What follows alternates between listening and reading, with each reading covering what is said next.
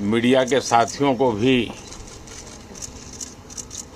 बहुत परिश्रम करना पड़ता है, रात दिन दौड़ना पड़ता है, अलग अलग लोकेशन को कवर करना पड़ता है। तो आप लोगों ने भी बहुत कष्ट उठाया है। मैं आशा करता हूं कि मीडिया जगत के सभी साथियों का स्वास्थ्य अच्छा रहा होगा और पिछले एक आध सप्ताह का जो विराम मिला है उसके कारण भी अब आप फ्रेश होकर के फिर से मैदान में आए होंगे। तो 18वीं लोकसभा, और वैसे भी हमारे यहाँ व्यक्ति के जीवन में 18वीं इसका बड़ा महत्व होता है। एक नए कालखंड में प्रवेश करता है, टीनेज समाप्त करके। ये 18वीं लोकसभा एक प्रकार से नई ऊर्जा, युवा ऊर्जा और कुछ कर गुजरने के इरादे वाली ये लोकसभा है।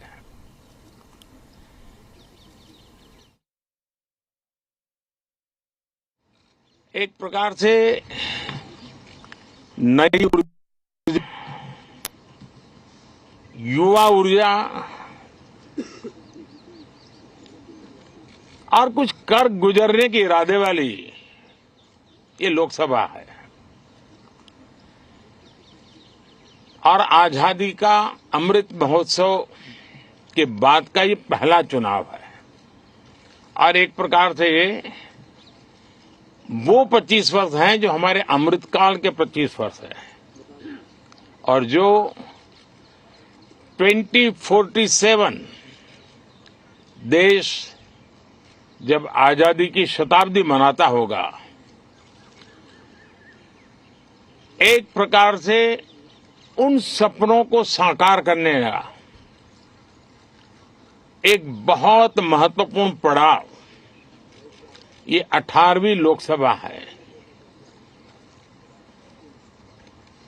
साथियों, एनडीए सरकार को तीसरी बार देश की सेवा करने का देशवासियों ने आदेश दिया है, अवसर दिया है।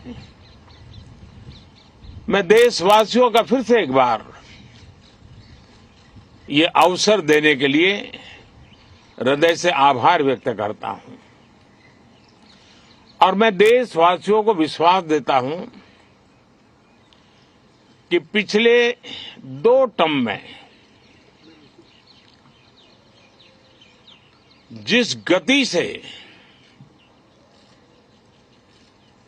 देश आगे बढ़ा है, समाज के हर क्षेत्र में परिवर्तन साफ साफ नजर आ रहा है। 25 करोड़ लोगों का गरीबी से बाहर आना, ये अपने आप में हर भारतीय के लिए बड़ा गर्व का विषय है। और मैं देशवासियों को विश्वास दिलाता हूं कि 18वीं लोकसभा में भी, हमारे 5 साल के कार्यकाल में भी, हम उसी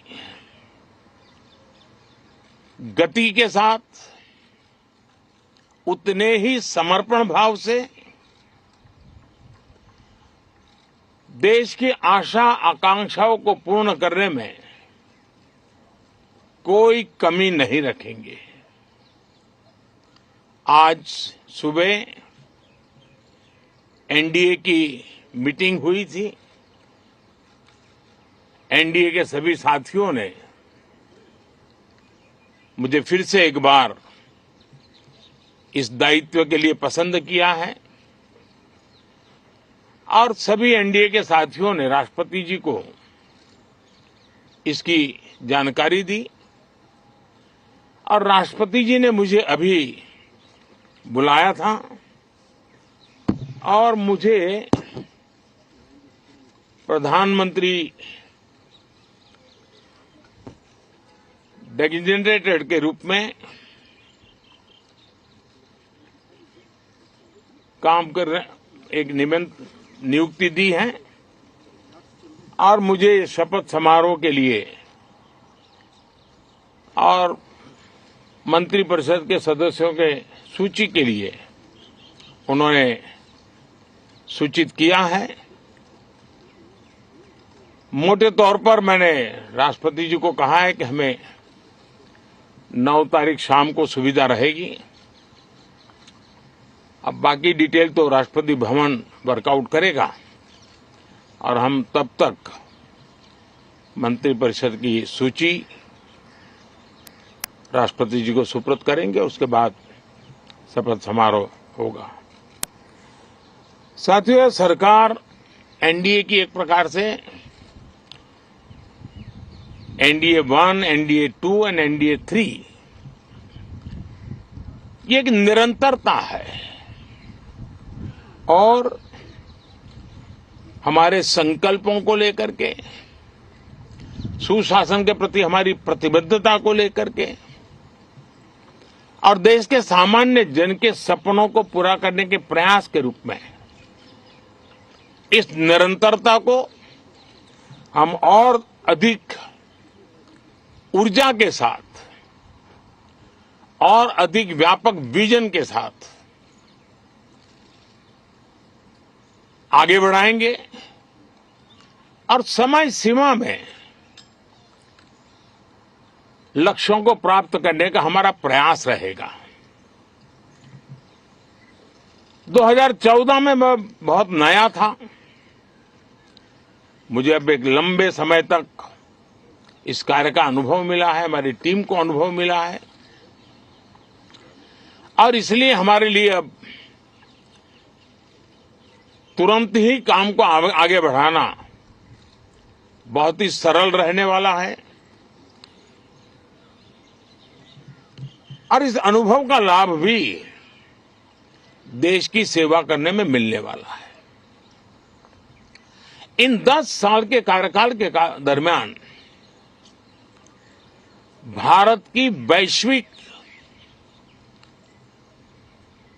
जो छवि बनी है, दुनिया के लिए एक विश्व बंधु के रूप में भारत उभरा है, इसका मैक्सिमम एडवांटेज अब शुरू हो रहा है और मुझे पक्का विश्वास है ये 5 वर्ष वैश्विक परिवेश में भी भारत के लिए बहुत उपयोगी होने वाले हैं। दुनिया अनेक संकटों से गुजर रही है, अनेक तनावों से गुजर रही है, अनेक आपदाओं से गुजर रही है। ऐसी विकट परिस्थिति दुनिया ने बहुत लंबे अरसे के बाद देखी है। हर देश इन सारी समस्याओं के बीच अपने आप को बचाए रखना, बढ़ाते रहना, चुनौतियों का डगर डगर पे सामना कर रहा है। हम भारत वाले लोग, हम भारतवासी खुद नसीब हैं कि इतने बड़े संकटों के बावजूद भी हम आज विश्व की सबसे तेज गति से बढ़ने वाली इकोनॉमी के रूप में जाने गए हैं। ग्रोथ के विषय में भी दुनिया में हमारी वाहवाही हो रही है। अब एक स्टेबल गवर्नमेंट मिलने के कारण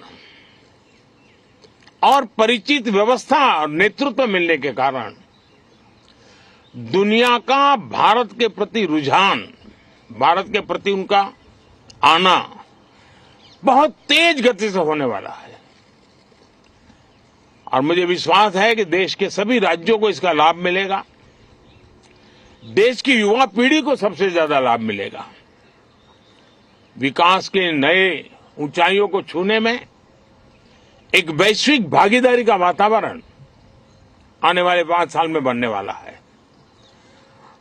तो इसी संकल्पों और आदर्शों के साथ हम आगे बढ़ेंगे मैं राष्ट्रपति जी का हृदय से आभार व्यक्त करता हूं कि एक बहुत बड़े महत्वपूर्ण दायित्व के लिए उन्होंने मुझे निमंत्रित किया है। आप सबका भी दोस्तों बहुत बहुत धन्यवाद। Thank you. तो बड़ी तस्वीर ये और बड़ी बातें प्रधानमंत्री के अगले टेन्योर के एनडीए के तीसरे टर्म के तौर पर शपथ लेने से पहले नरेंद्र मोदी ने कही है। हालांकि इससे पहले उन्होंने राष्ट्रपति से मुलाकात की और ये जो तस्वीर आप देख रहे हैं दरअसल शपथ ग्रहण को लेकर के, देश का दायित्व करने को लेकर, प्रधानमंत्री के तौर पर नेतृत्व करने को लेकर राष्ट्रपति की तरफ से उन्हें इस बार एक सूचित किया गया है, सूचना पत्र दी गई है। सर फ्रंट प्लीज सेंटर में सर एक बार। Thank you sir. अरे रुको। अच्छा थोड़ा नीचे सर। तृप्त तो हुए कि नहीं हुए? Thank you. Thank you sir. भाई आदमी चल के आएंगे। ठीक है यार। अब आप लोग इसको बड़ा एनलाज करके एक शब्द पढ़ेंगे। Thank you sir. Thank you sir. बहुत बहुत धन्यवाद भैया। Thank you sir. दरअसल राष्ट्रपति से मुलाकात के बाद निकले नरेंद्र मोदी और उन्होंने इस बात की खुद जानकारी भी साझा की है कि प्रधानमंत्री के तौर पर एनडीए 3 के नेतृत्व करने के, देश का नेतृत्व करने की जिम्मेदारी उन्होंने दी है राष्ट्रपति ने उन्हें। और 9 तारीख को शपथ ग्रहण समारोह होगा, जहां एक बार फिर से तीसरी बार प्रधानमंत्री के तौर पर नरेंद्र मोदी शपथ ग्रहण करेंगे। इससे पहले एनडीए संसदीय दल की बैठक हुई, उसमें नरेंद्र मोदी को नेता चुना गया है और सभी दलों ने अपना समर्थन भी राष्ट्रपति को सौंपा। उसके बाद राष्ट्रपति की तरफ से बुलावा आया नरेंद्र मोदी को। नरेंद्र मोदी पहुंचे राष्ट्रपति भवन, राष्ट्रपति द्रौपदी मुर्मू से मुलाकात की और उन्होंने जो निकलने के बाद बड़ी बातें कही हैं नरेंद्र मोदी ने। उन्होंने कहा कि देश की युवा पीढ़ी को बड़ा लाभ मिलने जा रहा है, जिस तरीके से अब तीसरी बार नए संकल्प और आदर्शों के साथ आगे बढ़ने जा रहे हैं। इससे स्टेबल सरकार मिलने के कारण दुनिया में भी वैश्विक तौर पर भी लाभ मिलेगा और युवा पीढ़ी को इसका सबसे ज़्यादा फ़ायदा होने जा रहा है। और इसके अलावा उन्होंने अपने संबोधन में कहा कि हम तुरंत कामों को आगे बढ़ाना चाहते हैं। 10 साल के अनुभव से जो सहायता मिलने वाली है उसका फ़ायदा होगा। अगले 5 साल वैश्विक स्तर पर भी महत्वपूर्ण रहेंगे। आज दुनिया विकट परिस्थितियों से गुजर रही है, लेकिन आज हर देश चुनौतियों का सामना कर रहा है और ज़रूरी ये है कि तुरंत हमें अपने काम में आगे बढ़ना है और हम ये कोशिश रखना चाहते हैं क्योंकि पिछले 10 सालों के शासन का जो नेतृत्व करने का हमें अवसर मिला है, उससे हमें अनुभव मिला है और उन अनुभवों के आधार पर हम बहुत तेज़ी से और बहुत सरल तरीके से इस एनडीए 3 के तौर पर देश का नेतृत्व करने में सक्षम हैं और हम चाहेंगे कि बहुत तेज़ी से हम काम शुरू करें।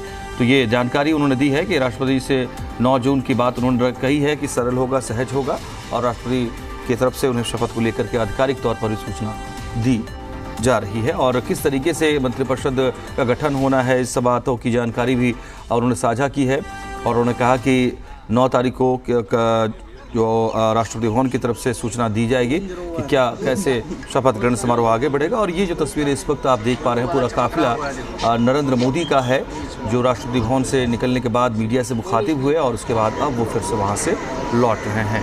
तो ये बड़ी तस्वीर है, ये पूरा आप जो कारवां देख रहे हैं, काफिला देख रहे हैं,